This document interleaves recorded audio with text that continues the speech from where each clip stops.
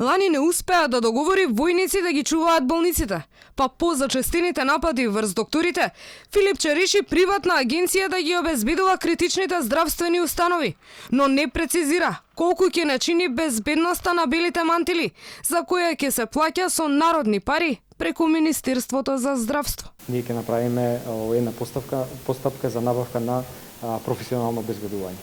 Тоа е нешто кое што сметам дека сериозно ќе ги зајакне капацитетите, дека е најпрактично, дека ќе биде најефикасно и дека ќе излеземе у пресред на апсолутно сите критични места каде што ова може да се случи.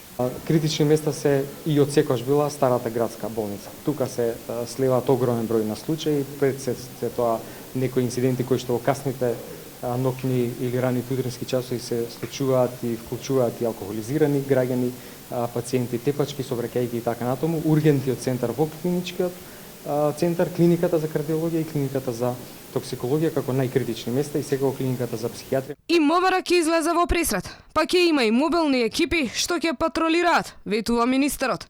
Минатата година Филипче бараше болниците да ги чуваат војниците на АРМ, а ваквата идеја најде на осуда. Тој сега вели дека причините зошто овој план не се остварил биле само административни. Се обидовме со некои одредена бројка на професионални војници, меѓутоа административна пречка имаше. Тука Периодов за честија нападите кон лекарите и медицинскиот персонал, а докторите излегоа со барање до надлежните да ги заштитат здравствените работници. Оти тоа е само дополнителна причина за да се заминуваат од земјава. Тие тврдеа, оти вработените дури одбивале да работат поради страф. Последен од низата инциденти со тепачки во болници се случи вчера во Стара Градска, односно клиниката Свети Климент Охридски, каде освен дежурниот болнички персонал и обезбедувањето, насилниците решиле да се пресметуваат и со полицијата.